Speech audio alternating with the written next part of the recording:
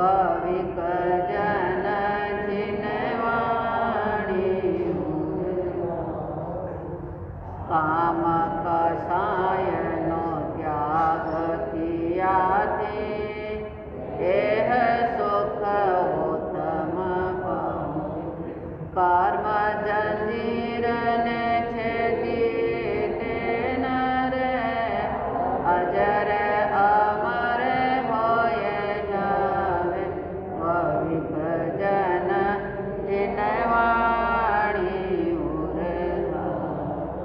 भाविक जन जिनवाणी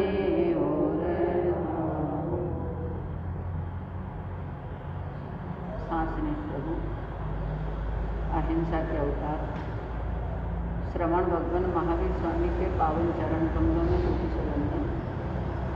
मेरी अनंत अनंत आस्था के केंद्र परम पूज्य गुरुदेव गुरुनिधि महाराज साहब व परम पूज्य गुरु माता माँ श्रमणी माता जी श्री पुष्पवती जी महाराज साहब के पावन चरण कमलों में कोटि वंदन नमन।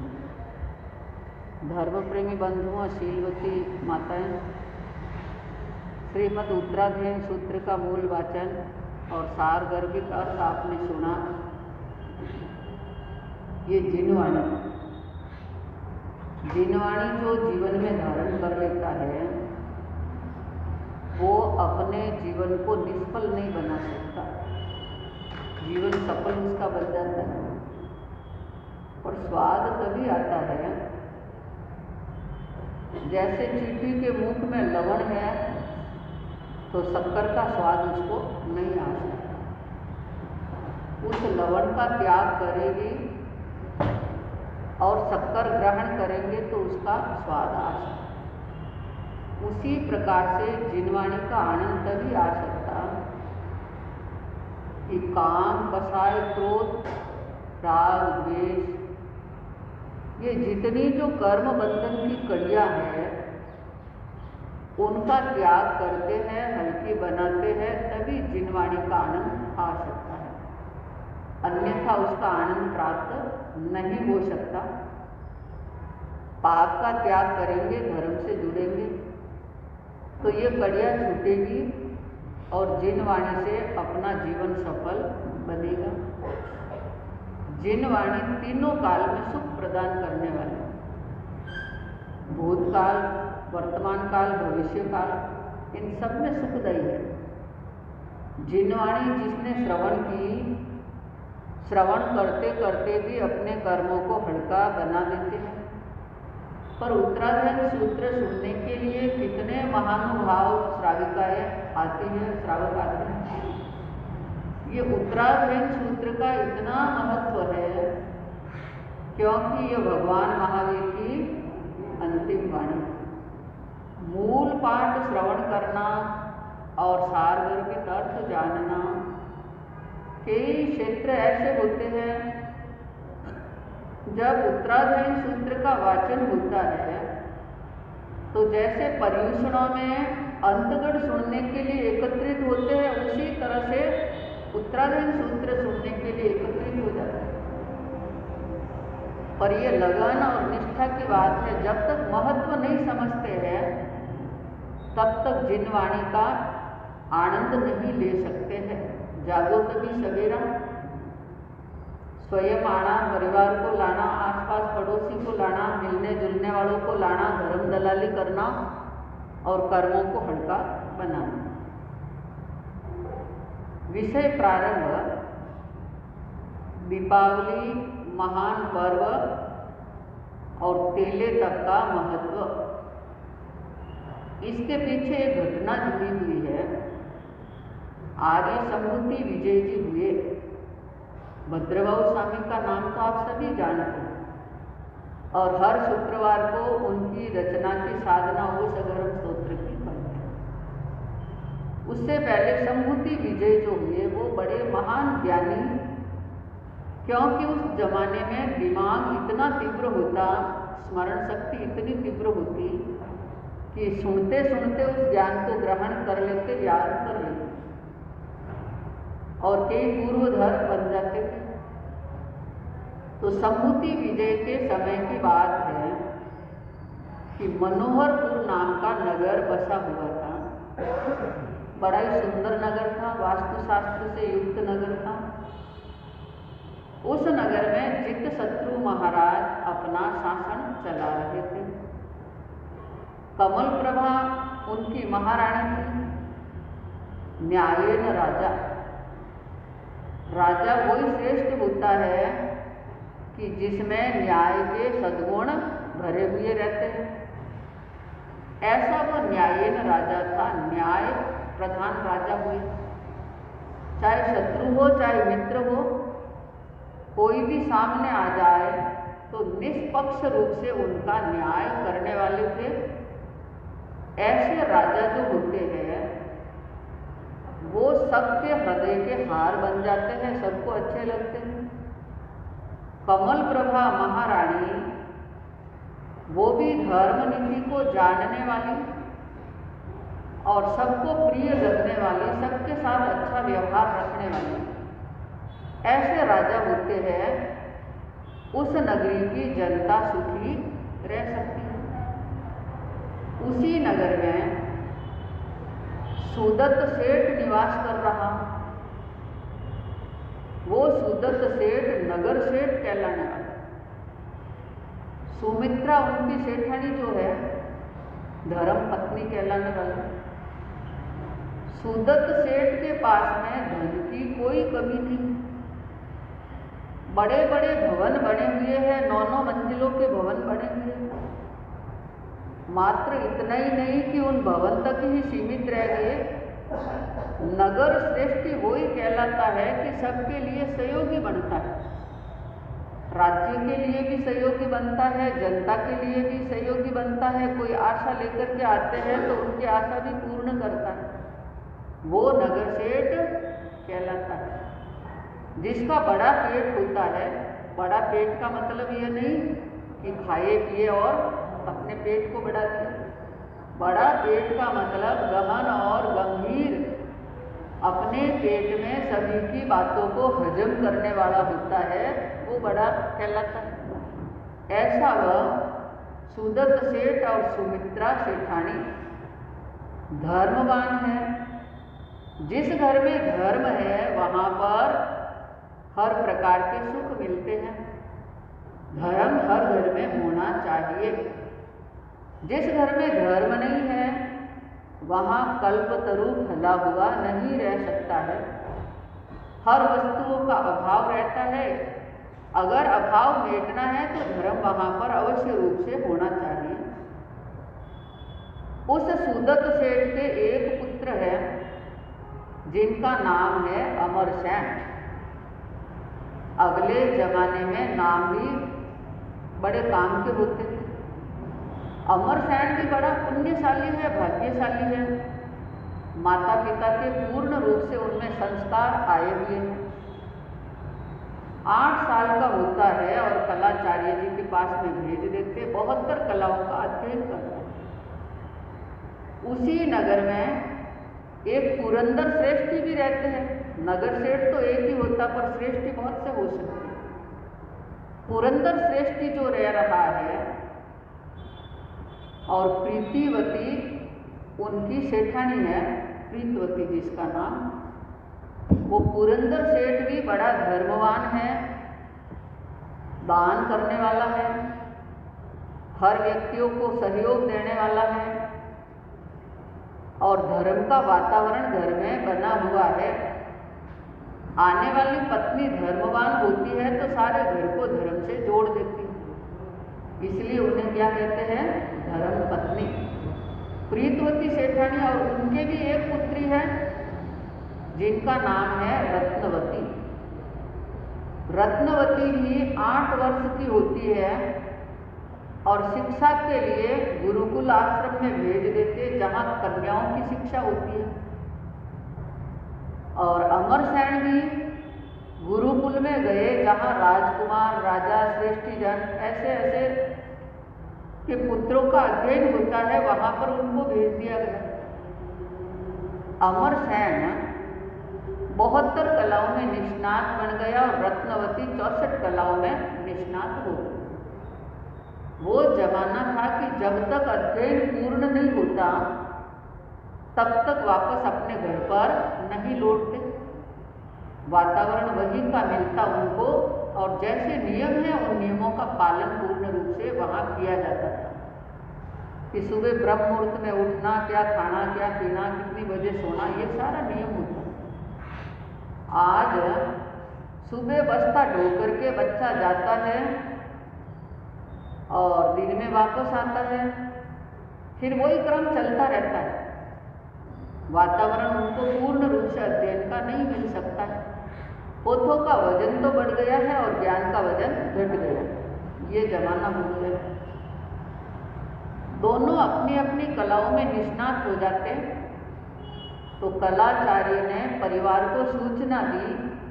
सुदत्त सेठ बड़ा खुश हो रहा है कि मेरा पुत्र सारी विद्याओं में निष्णात हो गया। दीक्षांत महोत्सव मनाया और सम्मान सत्कार किया गया और बड़े ठाट के साथ में अपने पुत्र को घर पर लेकर के आते हैं और कलाचार्य का बहुत सा मान सम्मान बढ़ाते हैं और बहुत सारा धन उनके चरणों में भेंट रूप में देते हैं। क्योंकि विद्या का कोई मूल्य नहीं होता है, वो भेंट होती है। ऐसे सदविचार होंगे।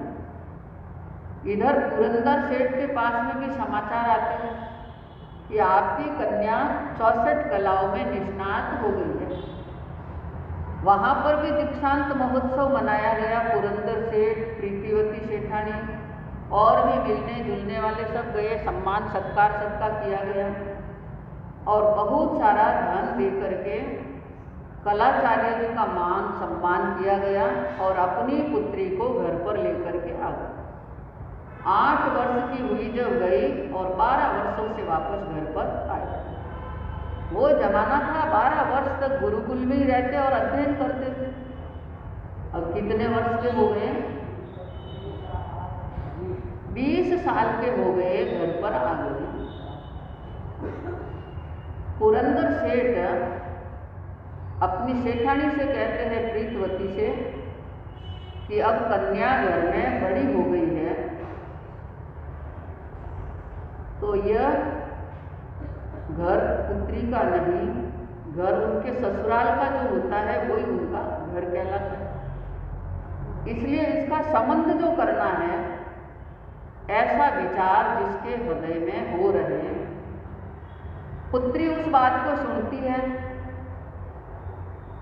और अपनी माता से कह रही कि अभी मैं अध्ययन करके आई हूँ और अभी मेरी बातें इस प्रकार से हो रही। पर सबके मन में ये खुशी है। इधर अमरसेन बड़ा हुआ है। उस जमाने में समय पर शादी संबंध कर लिए जाते थे। जब अमरसेन के लिए भी योग्य कन्या देख रहे हैं तो सुदत्त सेठ और सुमित्रा सेठानी के मन में विचार आया कि जब जब भी धर्म स्थान पर जाते हैं, गुरुजनों के जाते हैं, तो वहाँ कई लड़कियों से भी मिलना होता है, उनके माता पिता से भी मिलना होता है।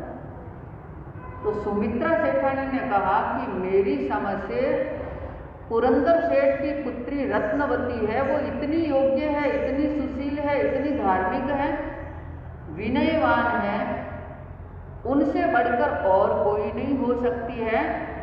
अपने पुत्र का संबंध रत्नवती से हो जाना चाहिए।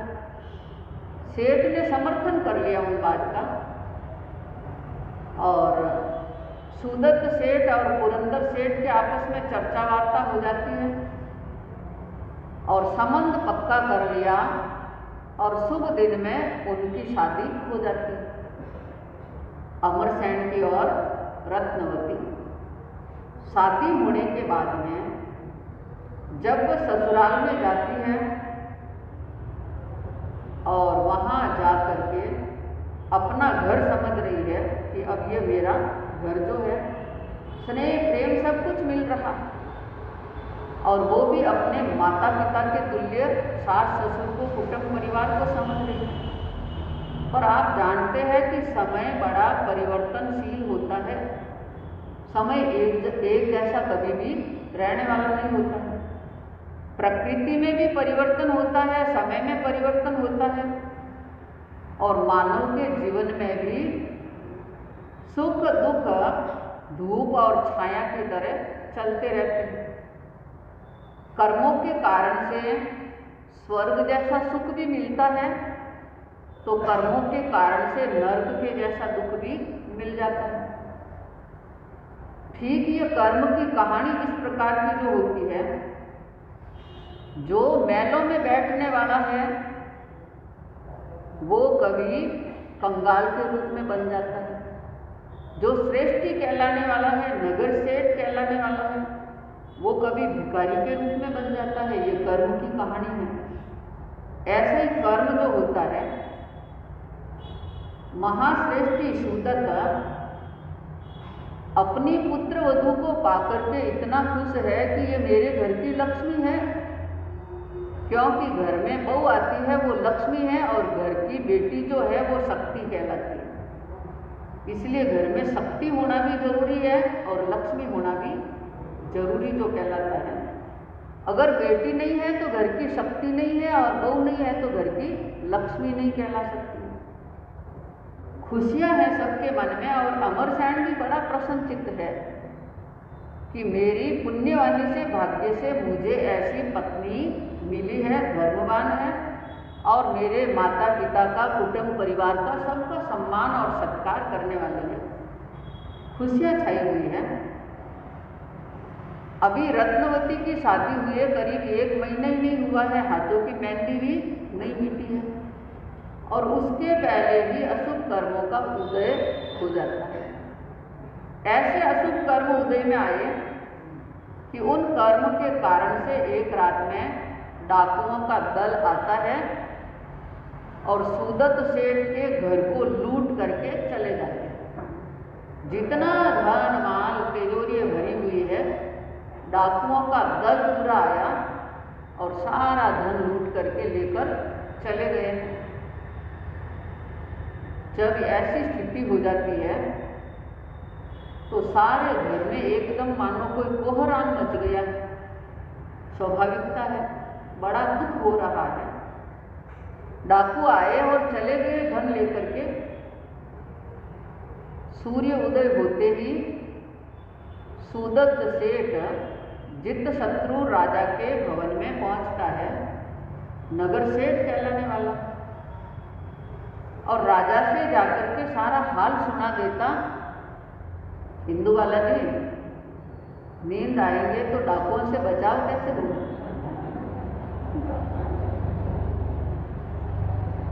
जाकर के जित शत्रु राजा को सारा हाल सुना देते हैं कि मैं पूर्ण रूप से लूट गया हूं।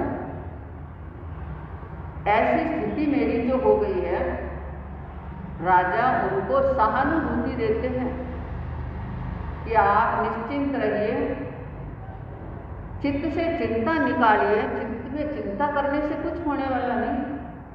मैं पूर्ण रूप से प्रयास करूंगा कि उन डाकुओं का पता लगाऊंगा और धन वापस आपका लौटाऊंगा। आश्वासन दिया गया। सुदत्त सेठ अपने घर पर वापस आ गए और जानते हैं सुदत्त सेठ कि परेशानी आती है तो एक नहीं आती, आपत्ति आती है तो एक के पीछे आपत्ति आती रहती है। घर में वीरानी छाई हुई है क्योंकि धन चला गया।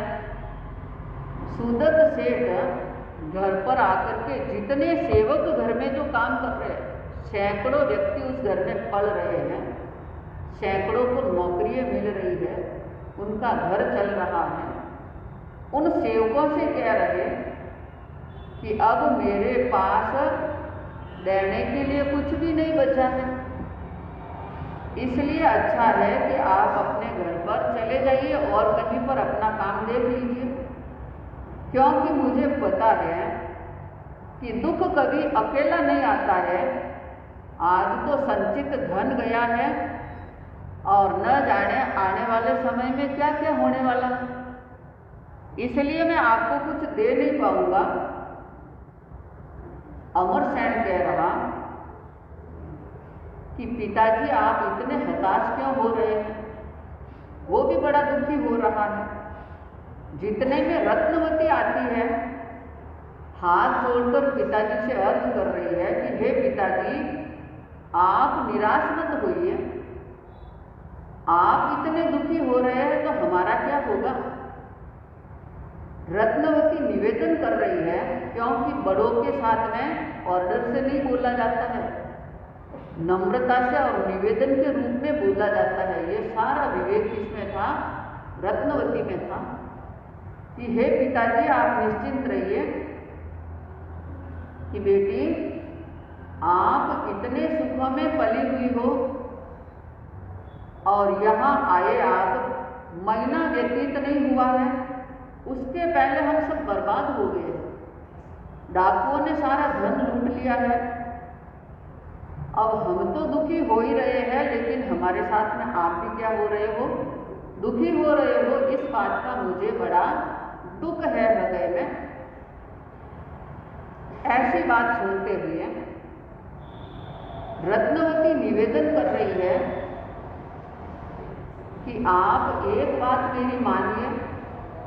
जितने में वो संवाद कर ही रहे, जितने में तो एक पुराना मुनीम आता है, सेठ साहब के पास में पहुंचा और बड़ी हिम्मत करके बोल रहा है कि हे सेठ साहब, बड़े दुखद समाचार है। क्या समाचार है? कि जितनी जहाजें बाहर जो माल लेकर के विदेश में गई है, वो सारी जहाजें समुद्री तूफान के कारण से ऐसे समाचार मिले हैं कि सारी जहाजें डूब गई। ये स्थिति हो गई है। डूबने की आशंका जो जताई है, सेठ सोच रहे हैं कि पहले तो संचित धन गया, अब ये भी धन गया। कर्म पर कर्म उदय में जो आ रहे हैं, ये सुनते ही सुदत्त सेठ एकदम स्तब्ध सा रह गया। स्वाभाविकता है, हर इंसान की ऐसी स्थिति हो जाती है। सुमित्रा सेठानी हिम्मत बता रही है कि ऐसा करने से कुछ होने वाला नहीं है। जीवन तो ये जीना है और कुछ न कुछ वापस कार्य करेंगे। ये समाचार मिलते हैं, जितने में तो तीसरा मुनीम और आ रहा है।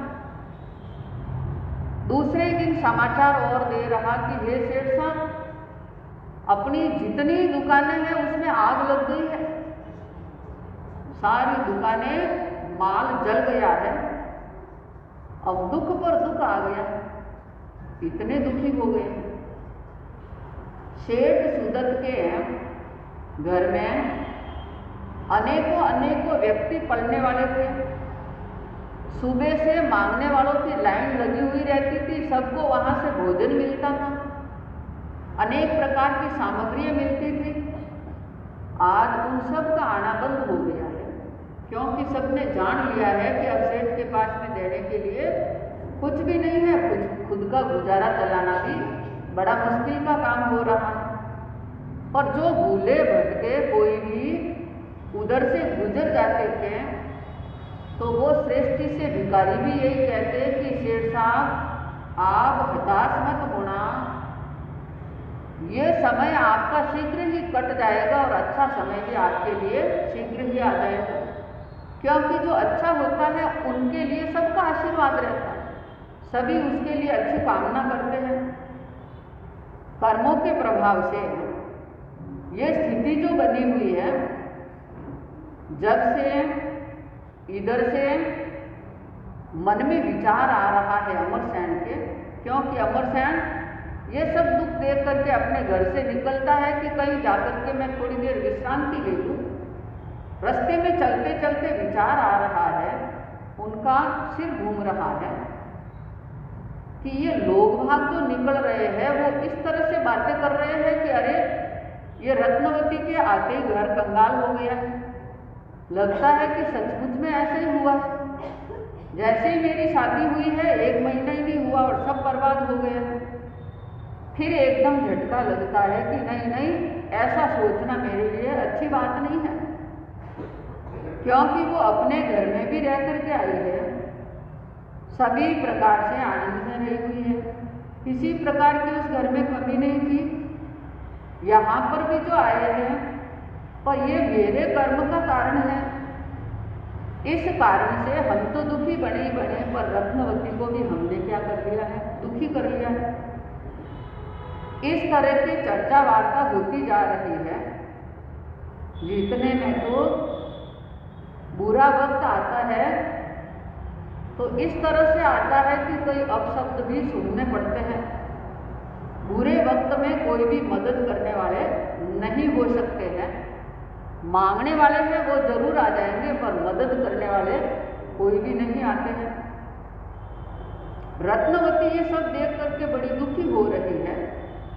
उसने अपने पिता तुल्य ससुर जी से निवेदन कर रही कि हे पिताजी, ये धन गया है कोई बात नहीं, आप मेरे पीहर में समाचार कर दीजिए,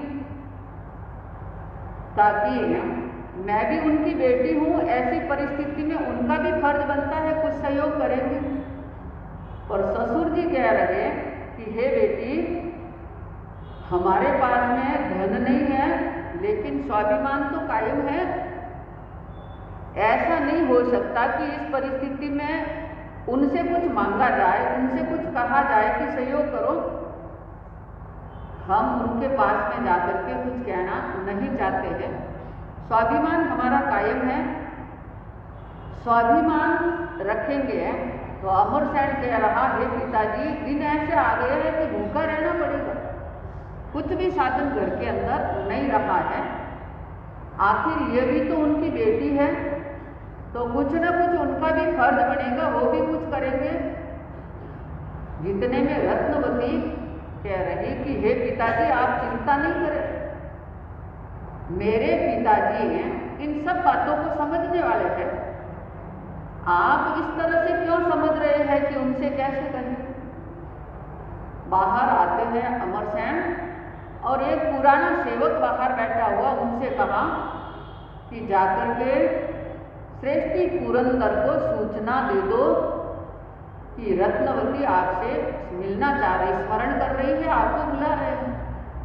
वो शीघ्र ही जाता है, पर वहां जाकर के देखता है तो घर के ताले लगे हुए। देखिए कैसे कैसे दिन आ रहे हैं। आसपास पड़ोस में पूछा गया कि पुरंदर श्रेष्ठी कहाँ गए हैं, कि ये शादी करने के बाद में तीर्थ यात्रा के लिए निकल गए। अब इससे एक शिक्षा ग्रहण करना कि जब पुत्री की शादी हो जाती है तो उसके बाद में बार बार समाचार नहीं देते थे। उस जमाने में बार बार संदेश नहीं देते थे कि अरे तुम कैसे हो, तुम कैसे हो, तुम कैसे हो, अरे क्या खाया है, क्या पिया है, कैसे रह रही हो, क्या हो रहा है। महीनों महीनों 6-6 महीनों तक समाचार नहीं देते थे। इसलिए नहीं देते थे कि वो उस घर में घुल जाए, मिल जाए और वो अपना घर समझ ले। इसलिए वो घर क्या बन जाता था, स्वर्ग बन जाता था। और आज ये घर नरक बनते जा रहे हैं। इन माताओं की वजह से घर नरक बन रहे हैं। जो माताएं इस तरह के विचार वाली है तो वो विचार तज देना अपना, अपने बेटी का घर बिगाड़ने का कभी भी काम मत करना। अगर करोगे तो पूर्व जीवन में उन कर्मों का भुगतान आपको भरना पड़ेगा। शिक्षा ग्रहण कर लेना। आखिर जब पता चला कि वो तो तीर्थ यात्रा के लिए चले गए, वापस आकर के सूचना दे दी। जितने में तो अमरसेन अपने घर में इधर उधर घूम रहा है और 4 श्रेष्ठी उस घर में आते हैं। पहले तो थोड़ी सी सहानुभूति दर्शाई और उसके बाद में सुदत्त सेठ से कह रहे कि हमने अपना धन आपके पास में जमा कराया, वो धन हमें आज भी चाहिए, वो धन हम छोड़ने वाले नहीं हैं। तो सुदत्त सेठ ने कहा कि देखो, मेरे पास अभी कुछ देने के लिए नहीं बचा है। जो जो स्थिति हुई डाकुओं की, वो सब स्थिति उनको पता है कि ऐसी स्थिति हो गई है, मेरे पास कुछ बचा नहीं है। पर भाग्य अभी रूठे हैं, हर समय तो मेरे भाग्य रूठे हुए नहीं रहेंगे। मैं तुम्हारा धन ब्याज सहित लौटा दूंगा। मैं तुम्हारा धन रखने वाला नहीं, पर कुछ समय प्रतीक्षा करो तुम। ये बात सुनते ही श्रेष्ठी बोलने लगे कि कुछ समय के बाद में क्या आकाश से धन बरसेगा? जो तुम हमें दे दोगे, कहाँ से धन ला करके दोगे? मेरे पास में अभी समय कुछ चाहिए है, उसके बाद में धन देने का प्रयास करूंगा। कि अरे अभी तो तुम्हारे पास में है, ये हवेली है, ये हवेली नीलाम कर दो और हमारा धन दे दो, हम इस हवेली को खरीद लेंगे, ले लेंगे। नीलामी की बात सुनते ही सेठ जी बड़े दुखी हो रहे मन में और बड़े नम्र शब्दों में कह रहे हैं कि ये भवन मेरे दादाजी के द्वारा बनाया गया है, मैं जीते जी इसकी नीलामी देख नहीं सकता। कैसे देख सकता हूँ?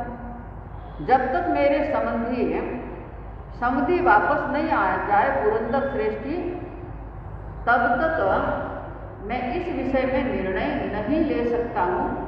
उसके बाद में सोचूंगा। जब ये बात सुनते हैं तो तीसरा श्रेष्ठी एकदम तड़प करके बोलता है कि क्या कह रहे हो? 6 महीने में अगर तुमने हमारा धन नहीं लौटाया तो इस भवन के साथ साथ में तुम्हारे बेटे और बहू को भी हम नीलाम कर देंगे, हम छोड़ने वाले नहीं हैं। इतना कहते हुए सेठ विनम्रता से कह रहा कि मैं 6 महीने में लौटाने का प्रयास करूंगा। पर आखिर ऐसे कड़वे शब्द बोलते बोलते वहां से निकलते हैं कि अरे चलो चलो, 6 महीनों के बाद में तो ये घर हमारा हो जाएगा, सब कुछ हो जाएगा, कुछ देने के पास इनके पास नहीं है। ठीक वहां से वो चले गए। चारों श्रेष्ठी बड़े ही अभिमान के साथ में व्यंग भरे शब्द बोलते हुए जा रहे हैं। वो शब्द भी तीर के समान थे, उनके लिए बड़े कड़वे शब्द थे। अब मांगने वाले आ करके धरना दे रहे हैं। जो मांगने वाले हैं वो सभी आ रहे, जली कटी सब सुना रहे हैं। लेकिन सुदत्त सेठ ने जिसको सहयोग दिया है, धन दिया है, वो कोई भी आकर के सुदत्त सेठ की सुध-बुध लेने वाले नहीं है। सुदत्त सेठ आखिर अपने घर में ही एकदम निराश सा हो गया, घर से बाहर नहीं जा रहे, क्योंकि मन में विचार है न तो कोई साधु संत के दर्शन के लिए जा रहे हैं। बुरा समय जिनका जो आया हुआ है वो सोच रहे कि मैं नगर सेठ कहलाने वाला था, आज बाहर निकल के ही दुनिया मेरे पर हंसेगी, ठहाका मारेगी, व्यंग भरी बातें कहेगी। ये विचार जिसके मन में जो आ रहे हैं कि सारा मेरा सब कुछ लुट गया है। सुदत्त आशा की किरण से अमरसेन कह रहा कि ये आशा की किरण अमर रहनी चाहिए, क्योंकि जहाँ आशा होती है वहाँ सारी सफलता भी मिलती है। फिर जैसे ही उस घर से बाहर से कोई निकलते हैं तो जोर जोर से श्रेष्ठी बोलते हुए जा रहे हैं, अरे देखो देखो, इस घर में ये बहू आई है, ऐसी बहू आई है कि इसके आने के बाद में ये सब दिवालिया हो गए, कुछ भी घर में इसका नहीं बचा है। रत्नवती इस बात को सुनती है तो मन में गहरा दुख होता है। वह अपने परिवार से कह रही कि पिताजी, मेरे आने के बाद में सब कुछ नुकसान हो गया है, यहाँ पर कुछ भी बचा नहीं है। पर सुदत्त सेठ कह रहे, सेठानी कह रही कि बहू, आज तो आपने ये शब्द कहे, आज के बाद में ऐसा शब्द कभी मत कहना, क्योंकि नारी तो घर की लक्ष्मी होती है। आप अपने पीहर में भी तो इतने वर्ष रह करके आए, सब तरह का आनंद था। दुख तो हमें इस बात का है कि हम आपको कुछ भी सुख नहीं दे पाए, इस बात का दुख है। आखिर वहां रहते रहते रत्नवती की बातों से सबको राहत भी मिलती है, क्योंकि वो हर समय धीरज बंधाती है। अमरसेन से भी कह रही है, क्योंकि अमरसेन कहता है कि हमारे घर में आकर के आप दुखी हुए हैं, तो रत्नवती कहती कि ये शब्द आज के बाद आप अपने अपने मुंह से मत कहना, क्योंकि मैं अर्धांगिनी हूँ आपकी। जो आपका सुख दुख है वो मेरा सुख दुख है, वो कोई और का सुख दुख नहीं हो सकता है। ये शब्द मैं सुनना नहीं चाह रही हूँ। धन लूटा गया है, सब कुछ गया है, लेकिन भगवान ने हमें बुद्धि दी है, 2 हाथ दिए हैं, तो बुद्धि से 2 हाथ चलाते हुए धन का तो वापस उपार्जन कर लेंगे। रत्नवती की बातों से अमरसेन को बड़ी राहत मिलती है, क्योंकि थोड़ी पुण्यवानी थी जो घर में बहू की आई, बहुत अच्छी जो आई हुई थी। श्रेष्ठ सुदत्त जिनका जीना बड़ा दुर्भर जो हो गया था, लोग उनकी मजाकें उड़ा रहे थे। जैसे ही घर से बाहर से निकलते जोर जोर से ठहाका देते हुए हंसते और मजाक उड़ाते और कहते, देखो देखो ये अमरसेन की बहू ऐसी आई घर में कि सारे बुरे दिन साथ में लेकर के आ गए। अगर हमारे घर में तो ऐसे कोई बहू आ जाती तो हम तो घर से बाहर ही निकाल देते।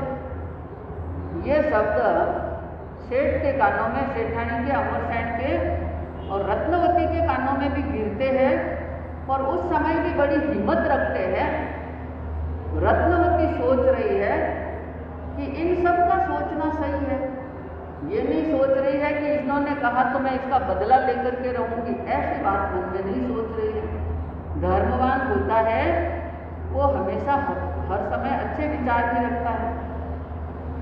अब रत्नवती भी हिम्मत बंधाते हुए अमरसेन रत्नवती से कह रहा कि देखो आपने बहुत अच्छी बात कही है कि भगवान ने बुद्धि दी, 2 हाथ दिए, तो इससे कुछ तो मेहनत करके अपना पेट गुजारा चलाएंगे।